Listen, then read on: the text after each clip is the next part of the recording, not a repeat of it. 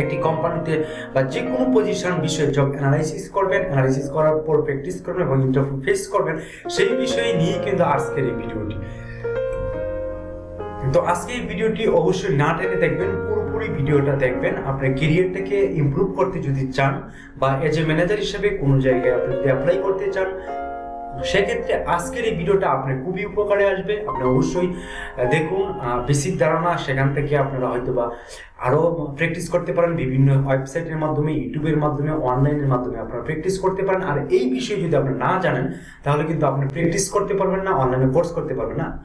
আগে আপনি জানতে হবে এমআই সম্পর্কে, কেপিআই সম্পর্কে, পিএমএস সম্পর্কে, এক্সেট্রা সম্পর্কে আপনি জানতে হবে। আদারওয়াইজ কিন্তু আপনি কেরিয়ারটা ইমপ্রুভ করতে পারবেন না। আর আমার এই চ্যানেলটা হচ্ছে আপনার কেরিয়ারটাকে বা ইয়াং জেনারেশনের যে কেরিয়ারটাকে বিল্ড আপ করার নিয়েই কিন্তু আমরা এই ভিডিও বা আমার এই চ্যানেলটাকে অবশ্যই সাবস্ক্রাইব করতে ভুলবেন না।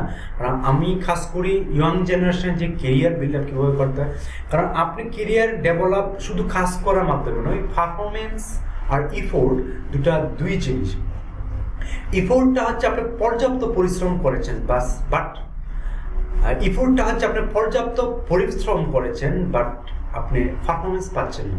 অর্থাৎ দিন শেষে বা মাস শেষে যদি আপনি পারফরমেন্স ভালো না হয়, ইফোর্ট দিয়ে কিন্তু লাভ নেই। আমরা কিন্তু এই জায়গায় অনেক ভুল করি। আমাদের অনেক পরিশ্রম করার ফলেও আমরা বলি যে আমাকে কেন পারফরমেন্স দিবেন না, আমাকে কেন স্যালারি বাড়াবেন না, রিভিনিউ করবেন না। এই কথা বলার কারণ হচ্ছে আমরা ইফোর্ট দিই বাট আমরা ফিডব্যাক দিতে পারি না। অর্থাৎ আমরা যে কাজটা করি সেই কাজটা হচ্ছে লাস্টে একটা যে ফিডব্যাক বা একটা ফলাবর্তন, সেটাকে কিন্তু পারফরমেন্স বলা হয়। দুই জিনিস, ফিডব্যাক অর্থাৎ ইফোর্ট, প্রচেষ্টা এবং পারফরমেন্স, দুই জিনিস। আপনাকে অবশ্যই ইফোর্টের সাথে সাথে আপনার পারফরমেন্স দিক দেখাতে হবে, অর্থাৎ আপনার ফিডব্যাকটা দেখাতে হবে। আদারওয়াইজ কিন্তু আপনি পারফরমেন্সে নেগেটিভ হিট করবে। সেই জন্য আমরা পরিশ্রম করি বাট আমাদের কেরিয়ারটাকে ডেভেলপ করতে পারি না। সেই জন্য পরিশ্রমের পাশাপাশি কিভাবে স্মার্ট ওয়েতে আপনি কিভাবে আগাবেন বা কেরিয়ারটাকে ডেভেলপ করবেন, প্রত্যেকটা কোম্পানির ব্যাপারে একটি প্রাথমিক ধারণা দিয়ে রাখবো এবং প্রত্যেকটা সেকশন এবং প্রত্যেকটা পজিশনের ব্যাপারেও আমি কিন্তু একটি স্বচ্ছ ধারণা দেওয়ার চেষ্টা করবো। আপনারা অবশ্যই আমার চ্যানেলটাকে সাবস্ক্রাইব করে পাশে।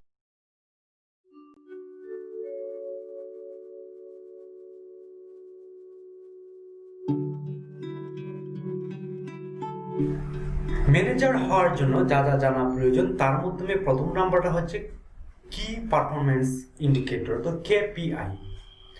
কেপিআই সম্পর্কে আপনারা অবশ্যই ধারণা আছে। কেপিআই হচ্ছে যে প্রক্রিয়ার মাধ্যমে একটি কোম্পানির গোলকে সাকসেস করা, সেই প্রক্রিয়াগুলোকেই কিন্তু কেপিআই বলা হয়, কি পারফরমেন্স ইন্ডিকেটর, সেটি আপনারা অবশ্যই জানেন।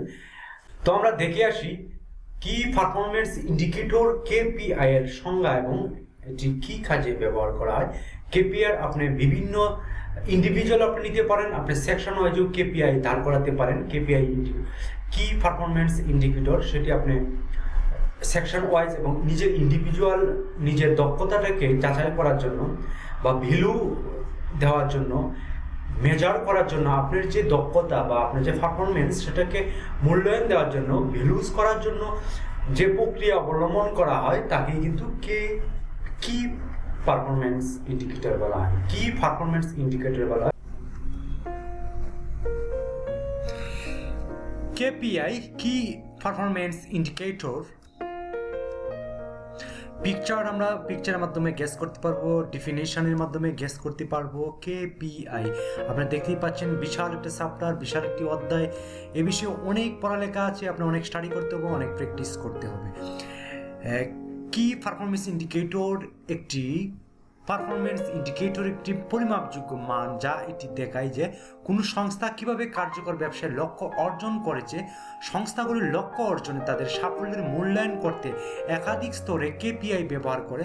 উচ্চ স্তরের কেপিআইগুলি ব্যবসায়ের সামগ্রিক পারফরমেন্সের দিকে মনোনিবেশ করতে পারে, যখন নিম্ন স্তরের কেপিআইগুলি বিক্রয়, বিপণন, এইচআর, অ্যাডমিন, সহায়তা এবং অন্যান্য বিভাগগুলিতে প্রক্রিয়াগুলিতে মনোনিবেশ করতে পারে। অর্থাৎ আপনি কেপিআই আপনি জাজ করতে পারবেন নিজের উপর আপনার একজন স্টাফের উপর, একটি সেকশনের উপর, একটি ডিপার্টমেন্টের উপর, এমনকি একটি কোম্পানির উপর আপনি কেপিআই প্রক্রিয়া প্রসেসগুলো চালু করতে পারবেন এবং তার যে লক্ষ্যটা এবং গোলটা, সেই উদ্দেশ্যটা সম্পর্কে আপনি যদি মেজার করতে চান, সে কতটুকু কাজ করেছে বা কতটুকু পারফরমেন্স করেছে, তাহলে আপনি কেপিআই অর্থাৎ কি পারফরমেন্স ইন্ডিকেটর সম্পর্কে একটি ধারণা থাকতে হবে। সেটি অনেক বড় একটি চ্যাপ্টার। তো আমরা পরবর্তী ভিডিওতে আমরা কেপিআই সম্পর্কে একটি ভিডিও টিউটোরিয়াল দিয়ে থাকবো, সেখানে এ টু জেড কেপিআই সম্পর্কে প্রত্যেকটি সেক্টর এবং প্রত্যেকটা পজিশনের উপর কেপিআই কিভাবে সাবমিট করব বা কিভাবে প্রক্রিয়াটা চালু করব সেই বিষয়ে আমি ভিডিও দেবো। অবশ্যই ভিডিওটা দেখে আসবেন। 2 নম্বর যে অপশনটা আপনার জানতে হবে সেটা হচ্ছে আপনার manufacturing and garments flow chart. Manufacturing and garments flow chart সম্পর্কে একটি পুরোপুরিভাবে আইডিয়া নিতে হবে, অর্থাৎ ফার্স্ট থেকে লাস্ট পর্যন্ত, অর্থাৎ অর্ডার ক্রিয়েট থেকে শুরু করে শিপমেন্ট পর্যন্ত আপনি যে প্রসেসগুলো অবলম্বন করতে হয় বা অনুসরণ করতে হয়, সেই ম্যানুফ্যাকচারিং গার্মেন্টস ফ্লো চার্টটি আপনার ফলো করতে হবে এবং সেই বিষয়ে আপনার একটি দক্ষতা অর্জন করতে হবে, অভিজ্ঞতা অর্জন করতে হবে এবং সেই বিষয়ে জানতে হবে। তো ম্যানুফ্যাকচারিং এবং গার্মেন্টস ফ্লো চার্ট MGF, সেটি আপনি ম্যানেজার যদি হতে চান, এজ এ ম্যানেজার হিসেবে আপনাকে সেই বিষয়ে ধারণা রাখতে হবে। ম্যানুফ্যাকচারিং বা গার্মেন্টস ফ্লো চার্ট হচ্ছে MGF।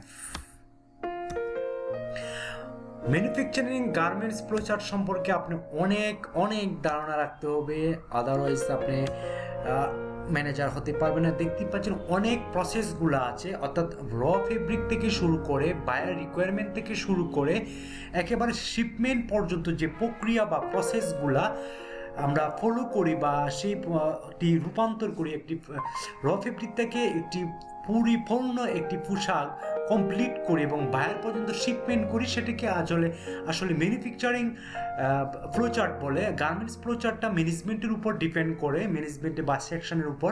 তো আপনারা এক একটা ফ্লো চার্ট এক এক রকম। আমি এখানে একটি প্রাথমিক ধারণা দিচ্ছি। ম্যানুফ্যাকচারিং বা গার্মেন্ট যেটাই বলেন না কেন, আপনি যে কোনো জিনিস, একটা machine, tailoring machine, sewing machine অথবা একটি সেকশনের যে কোনো একটি ফ্লো চার্ট আছে, সেটি আপনার ইন্ডিকেট করতে হবে, দেন আপনার সেই অনুযায়ী কাজ করতে হবে। আমি একটু সংজ্ঞাটা বলি, ডিফিনেশনটা। একটি সম্পূর্ণ গার্মেন্টস তার অর্ডার থেকে চালান প্রাপ্তিতে বেশ কয়েকটি প্রক্রিয়ার মুখোমুখি হতে হয়। গার্মেন্টস ম্যানুফ্যাকচারিংয়ের সময় সহজে একটি অর্ডার সম্পূর্ণ করার জন্য একটি প্রক্রিয়া ফ্লো চার্টের প্রয়োজন। এছাড়াও একটি প্রক্রিয়া প্রবাহের চার্ট একটি পোশাক উৎপাদন পদ্ধতি বুঝতে সহায়তা করে, যে কাঁচামাল কিভাবে পরিমাণযোগ্য পোশাকগুলিতে রূপান্তরিত হয়। এটি ম্যানুফ্যাকচারিং ক্ষেত্রে, কিন্তু আপনার গার্মেন্টসের ক্ষেত্রে আপনার ম্যানেজমেন্টের যে বা সেকশনের যেটি ফ্লো চার্ট। যাই হোক, আসলে বুঝতে পেরেছেন আমি কি বোঝাতে চেয়েছি। ফ্লো চার্ট এটা বিশাল একটা ব্যাপার। ফ্লো চার্ট যে কোনো বিষয়ে আপনি একটা ফ্লো চার্ট তৈরি করতে পারেন, সেটা মেশিন হোক, সেটা ম্যান পাওয়ার হোক, etcetera etcetera. Number 3, human resource management, HRM। HRM হচ্ছে আপনার হিউম্যান রিসোর্স, অর্থাৎ আমাদের যে এমপ্লয়ি আছে তাদেরকে মূল্যায়ন করা, তাদের ফ্যাসিলিটি সুযোগ সুবিধা প্রদান করা, তাদেরকে অ্যাটেন্ডেন্স ঠিক রাখা, তাদেরকে আপনার মোটিভেট করা, অনেক কিছুই HR হিউম্যান রিসোর্স ম্যানেজমেন্ট আপনার একটি আইডিয়া বা HR ম্যানেজমেন্ট যে ল আছে সেটি বিষয়ে আপনার একটি ধারণা রাখতে হবে। আংশিক প্রাথমিক যে বেসিক যে ধারণাটা সেটি আপনার অবশ্যই রাখতে হবে, আদারওয়াইজ আপনি কিন্তু একটি ফ্যাক্টরি ম্যানেজার হতে পারবেন না। ফ্যাক্টরি ম্যানেজার হতে হলে আপনাকে অবশ্যই হিউম্যান রিসোর্স ম্যানেজমেন্ট জানতে হবে। তো আমরা একটু দেখে আসি হিউম্যান রিসোর্স ম্যানেজমেন্টের সংজ্ঞাটা। হিউম্যান রিসোর্স ম্যানেজমেন্ট, HRM, প্রত্যেকটা গার্মেন্টস ফ্যাক্টরিতে অথবা যে কোনো কোম্পানিতে হিউম্যান রিসোর্স ম্যানেজমেন্টের ডিপার্টমেন্টই থাকে আলাদা। তো আপনি যদি এজ এ ম্যানেজার হিসেবে আপনাকে হিউম্যান রিসোর্স ম্যানেজমেন্টের যে ল আছে, যে আইনগুলো আছে, যে প্রসেসগুলো আছে, সেগুলো আপনাকে অবশ্যই জানতে হবে, আদারওয়াইজ আপনি কোনো কোম্পানিতে আপনি চাকরি করতে পারবেন না। সো দেখেন HRM এর প্রগ্রেস দেখতেই পাচ্ছেন। তো আমি সেই ফ্লো চার্টটার উপর আজকে আমি ভিডিও দেবো না, আমার যেহেতু ভিডিওটা লং হয়ে যাবে, সেক্ষেত্রে আমি শুধু খালি ডিফিনেশনটা দেখবো। আর আমরা HRM এর যে প্রসেসগুলো নিয়ে আমরা অন্য একটি ভিডিওতে আমরা আলোচনা করব। আমরা HR KPI সম্পর্কে আলোচনা করব, অ্যাডমিন কেপিআই সম্পর্কে আলোচনা করব, এটি কোম্পানি কেপিআই সেট করে কেমনে, সেট আপ করে কেমনে, সেই বিষয়ে অন্য একটি ভিডিওতে আমরা আলোচনা করব। তো আমরা আজকে ডিফিনিশনটা জেনে নিই। প্রতিটি পণ্য বা সেবার উৎপাদনের পেছনে রয়েছে মানুষের মন বা মেন পাওয়ার, প্রচেষ্টা এবং মানুষের ঘন্টা বা কাজের সময়। মানুষের সাহায্য ব্যতীত কোনো পণ্য বা পরিষেবা উৎপাদন করা যায় না। মানুষের সাহায্য ব্যতীত কিন্তু আপনি কোনো কিছু করতে পারবেন না। মানুষ যে কোনো কিছু তৈরি বা নির্মাণের জন্য মৌলিক সম্পদ মানুষ ছাড়া বা হিউম্যান ছাড়া আপনি সেটি কোনো কোম্পানিকে ডেভেলপ করা, তার গোল পর্যন্ত নিয়ে যাওয়া এই হিউম্যান রিসোর্স ছাড়া সম্ভব নয়। প্রতিটি সংস্থার আকাঙ্ক্ষা হলো দক্ষ এবং যোগ্য লোকদের তাদের সংগঠনটিকে দক্ষ সর্বোত্তম করার জন্য।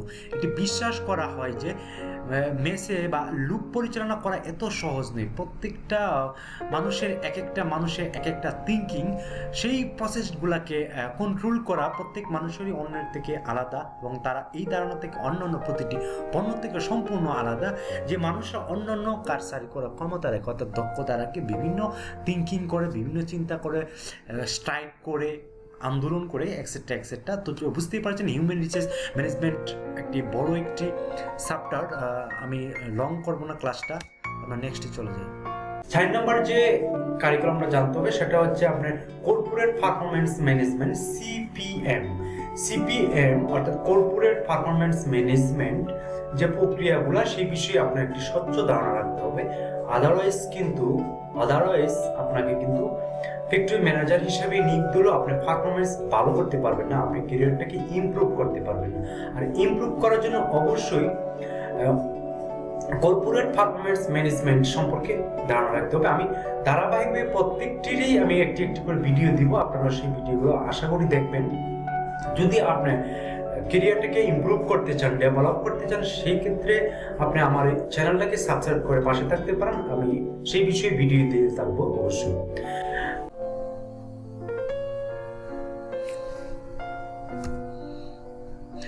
Corporate performance management, CPM.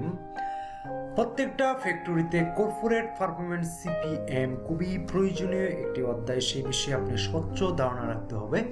Corporate performance management, CPM একটি শব্দ যা কোনো এন্টারপ্রাইজের ব্যবসায়ের কার্য সম্পাদন, নিরীক্ষণ ও পরিচালনা করতে ব্যবহৃত পদ্ধতি, মেট্রিক্স, প্রক্রিয়া এবং সিস্টেমগুলি বর্ণনা করে। অ্যাপ্লিকেশনগুলি যা সিপিএম সক্ষম করে কৌশলগতভাবে দৃষ্টি নিবন্ধ করার তথ্যগুলি অপারেশনাল পরিকল্পনাগুলিতে অনুবাদ করে এবং সংযুক্ত ফলাফল প্রেরণ করে। এই অ্যাপ্লিকেশনগুলি পরিকল্পনা এবং নিয়ন্ত্রণ চক্রের অনেক উৎপাদনগুলিতে একীভূত হয়, যা তারা বিএএম বা গ্রাহক সম্পর্কের অপটিমাইজেশনের প্রয়োজনীয়তাগুলোকে সম্বোধন করে। সিপিএমকে অবশ্যই বিশ্লেষণাত্মক অ্যাপ্লিকেশনগুলির একটি সুট দ্বারা সমর্থন করা উচিত, যা এই প্রক্রিয়াগুলি, পদ্ধতিগুলো এবং মেট্রিকগুলোকে সমর্থন করার জন্য কার্যকারিতা সরবরাহ করে। তো কর্পোরেট পারফরম্যান্স ম্যানেজমেন্ট আপনি জানা অবশ্যই। 5 নাম্বার হচ্ছে office of strategy management, OSM, office of strategy management. অফিসের যে একটি ম্যানেজমেন্ট সিস্টেমটা, সেই বিষয়ে আপনাকে ধারণা রাখতে হবে। তো চলুন আমরা দেখে আসি অফিস অফ স্ট্র্যাটেজি ম্যানেজমেন্টের সংজ্ঞাগুলো, বা অফিস অফ স্ট্র্যাটেজি ম্যানেজমেন্ট কাকে বলে। আমি প্রাথমিক একটি আইডিয়া দিচ্ছি, আপনারা ভিডিওটা লাস্ট পর্যন্ত দেখবেন, কারণ ভিডিওটা যদি আপনি লাস্ট পর্যন্ত দেখেন, আপনি আজকে ফ্যাক্টরি ম্যানেজার হওয়ার জন্য যে আপনার এক্সপিরিয়েন্স প্রয়োজন বা যা যা জানা প্রয়োজন, সেই বিষয়ে আপনি একটি ধারণা পেয়ে যাবেন, এবং আপনি সেই হিসেবে আপনাকে ক্যারিয়ারটাকে ডেভেলপ করার জন্য আপনি কিন্তু অনেক কাজ গুছিয়ে নিতে পারবেন। অথবা আপনি যদি ইন্টারভিউ ফেস করতে চান, এইগুলা জিনিস আপনার প্র্যাকটিস করতে হবে, প্র্যাকটিস করার পর আপনি ইন্টারভিউ ফেস করবেন, আদারওয়াইজ কিন্তু আপনার ইন্টারভিউ ফেসটা ভালো হবে না। প্রয়োজন office of strategy management, OSM। Office of strategy management, OSM হচ্ছে কৌশলগত পরিচালনা প্রক্রিয়া ম্যানুয়ালের একটি অবিচ্ছিন্ন সংস্কৃতি, যা কোনো ব্যবসায় প্রতিযোগিতাদের ছাড়িয়ে যাওয়ার জন্য গ্রহণ করে। এটি যেমন শোনাচ্ছে তত সহজ, এটি একটি জটিল প্রক্রিয়া যা বর্তমান এবং ভবিষ্যতের লক্ষ্যগুলির জন্য সংস্থার সামগ্রিক গঠনেও অন্তর্ভুক্ত। অপারেশনাল এক্সিলেন্স অর্থাৎ অফিস স্ট্র্যাটেজি সম্পর্কে আপনার একটি ধারণা রাখা উচিত। তো আমি প্রত্যেকটি প্রক্রিয়া সম্পর্কে এটি আলাদা আলাদা একটি ভিডিও দেব, অবশ্যই আপনারা ভিডিওগুলো দেখবেন।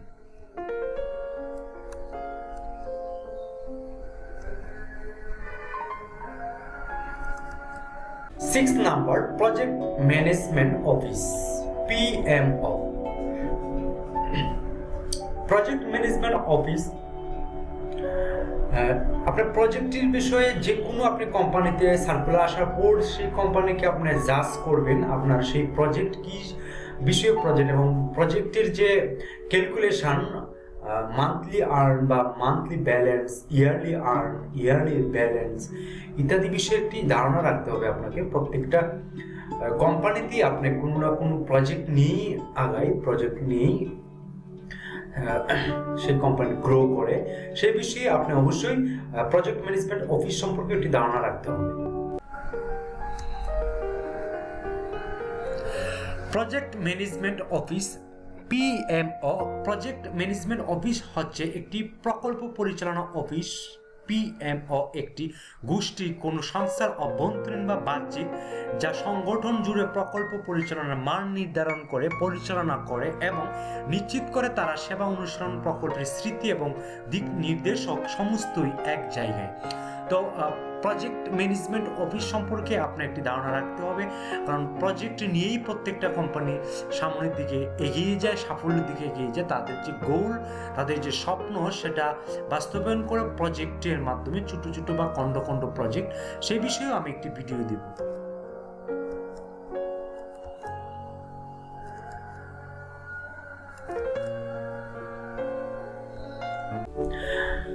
Number 7, performance management system, PMS। Performance management system অর্থাৎ প্রত্যেকটা এমপ্লয়ির তার যে কাজের দক্ষতাকে মূল্যায়ন করা বা ভ্যালু দেওয়া, সেটিকে মেজারমেন্ট করা, অ্যাকচুয়াল মেজারমেন্ট করা, সে অ্যাকচুয়াল মেজারমেন্ট করার পর তার কেরিয়ারটাকে মূল্যায়ন করা, সেটি আপনার পারফরম্যান্স ম্যানেজমেন্ট সিস্টেম মাধ্যমে করা হয়।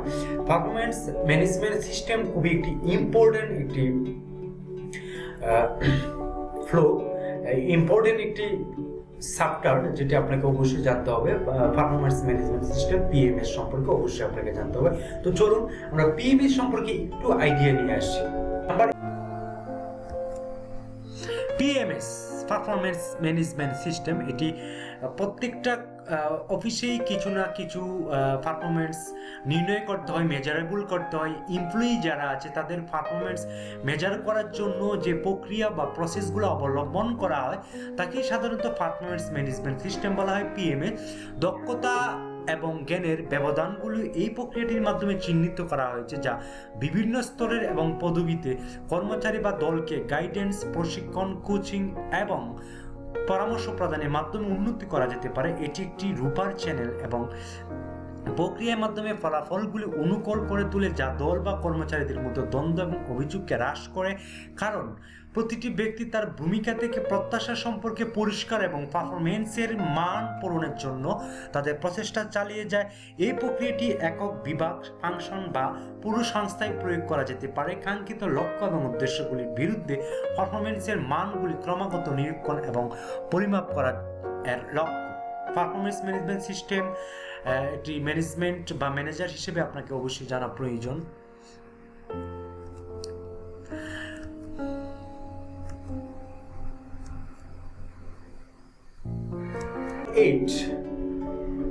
Monthly recurring revenue, MRR। Monthly recurring revenue, MRR অর্থাৎ মান্থলি, প্রত্যেকটা কোম্পানিকে মান্থলি যে বিলিং হয় সেই বিষয়ে আপনার একটা আইডিয়া রাখতে হবে, সেই রিপোর্টিং কাজটা শিখতে হবে এবং জানতে হবে কিভাবে সে মান্থলি রিকোয়ারিং যে রিভিনিউ আয়টা হয় সেটা কিভাবে আপনি প্রসেসের মাধ্যমে, টপ ম্যানেজমেন্টের মাধ্যমে সাবমিট করবেন, সেটা এখানে শিখতে হবে। তো চলুন আমরা আরেকটু মান্থলি রিকোয়ারিং রেভিনিউ এর যে সংজ্ঞাটা জেনে আসি।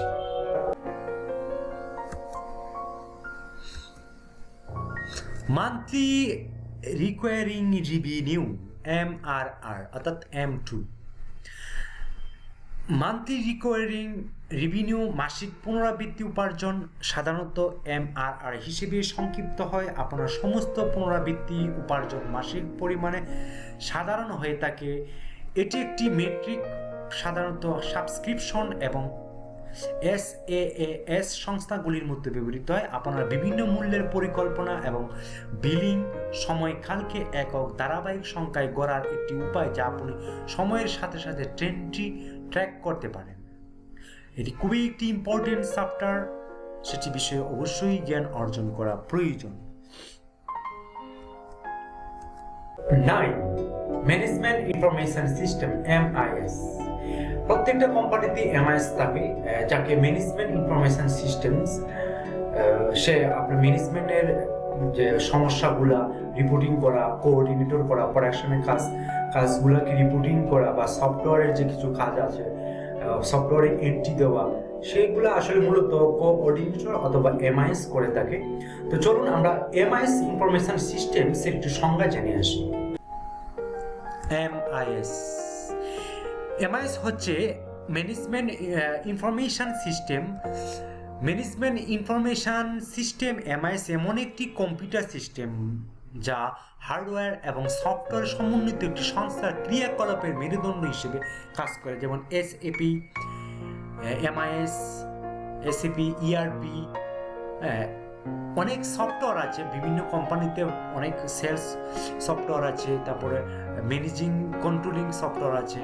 বিভিন্ন কন্ট্রোলিং যে সফটওয়্যার আছে সেটি MIS দ্বারাই কন্ট্রোল হয়ে থাকে। MIS একাধিক অনলাইন সিস্টেমে ডেটা সংগ্রহ করে তথ্য বিশ্লেষণ করে এবং পরিচালনার সিদ্ধান্ত গ্রহণের সহায়তা করার জন্য ডাটা রিপোর্ট করে টপ ম্যানেজমেন্টের কাছে, সেটি রিপোর্ট করে। আমরা পিকচারে দেখতেই পাচ্ছেন analysis, information, efficiency, people, data entry, decision, evaluation, software. আপনারা বুঝতেই পেরেছেন এটি খুবই একটি প্রয়োজনীয় প্রত্যেকটা কোম্পানির জন্য MIS। Number 10, supply chain management. এটি একটি বড় একটি অধ্যায়, সে বিষয়ে আপনি প্রশিক্ষণ দিতে পারেন। আপনি প্রত্যেকটি বিষয়ের উপরে কিন্তু আপনি অভিজ্ঞতা প্রয়োজন। যদি না জানেন আপনি অনলাইন ট্রেনিং করতে পারেন। অনলাইনে ট্রেনিং করার মাধ্যমে আপনি জানতে পারেন KPI সম্পর্কে জানতে পারেন, MGF সম্পর্কে জানতে পারেন, HRM সম্পর্কে জানতে পারেন, CPM সম্পর্কে জানতে পারেন, OSM সম্পর্কে জানতে পারেন, PMO সম্পর্কে জানতে পারেন, MPS অথবা PMS সম্পর্কে জানতে পারেন, MRR সম্পর্কে জানতে পারেন, SCM সম্পর্কে জানতে পারেন। সাপ্লাই চেইন ম্যানেজমেন্ট, চলুন আমরা সাপ্লাই চেইন ম্যানেজমেন্টের একটু সংজ্ঞা দেখে আসি প্রাথমিক নলেজের জন্য। Supply chain management SCM। Supply chain আসলে প্রত্যেকটা সেক্টর হিসেবেও ইউজ করা যায়, অথবা একটি কোম্পানি পুরোপুরি একটি কোম্পানি প্রসেসের মাধ্যমে সাপ্লাই চেইনটি ব্যবহার করা যায়। সাপ্লাই চেইন ম্যানেজমেন্ট হলো পণ্য এবং পরিষেবাগুলি প্রবাহের পরিচালনা এবং কাঁচামালকে চূড়ান্ত পণ্যগুলিতে রূপান্তরিত করে এমন সমস্ত প্রক্রিয়া অন্তর্ভুক্ত করে। অর্থাৎ প্রত্যেকটা প্রসেসেই একটি প্রসেসের সাথে আরেকটি প্রসেসের যে লিঙ্ক করা আছে সেই লিঙ্কটাকেই সাপ্লাই চেইন বলা হয়। সেটা টপ ম্যানেজমেন্টও হতে পারে, ম্যানেজমেন্ট টু ম্যানেজমেন্ট হতে পারে, ডিপার্টমেন্ট টু ডিপার্টমেন্ট হতে পারে, সেকশন টু সেকশন হতে পারে, অথবা ইন্ডিভিজুয়াল টু ইন্ডিভিজুয়াল হতে পারে। এতে গ্রাহকের মান সর্বাধিক করতে এবং বাজারে প্রতিযোগিতামূলক সুবিধা অর্জনের জন্য ব্যবসায়ের সরবরাহ গাইড সাইট ক্রিয়াকলাপগুলি সক্রিয় প্রবাহকে জড়িত করা হয়। যতটা সম্ভব দক্ষ এবং অর্থনৈতিকভাবে সাপ্লাই চেইনগুলি বিকাশ এবং প্রয়োগের জন্য SCM সরবরাহকারীদের একটি প্রচেষ্টা প্রতিনিধিত্ব করে। সরবরাহের শৃঙ্খলাগুলি এই পদক্ষেপ গ্রহণের জন্য প্রয়োজনীয় তথ্য সিস্টেমগুলিতে উৎপাদন থেকে পণ্য বিকাশ পর্যন্ত সমস্ত কিছু কভার করে সাপ্লাই চেইন। আমরা পিকচারে দেখতে পাচ্ছি supply chain strategy, supply chain planning, supply chain enterprise application, asset management, procurement, product life cycle management, logistics. এটি হচ্ছে সাপ্লাই চেইনের আওতায়। সাপ্লাই চেইনের উপর অনলাইনে আপনারা কোর্স করতে পারেন।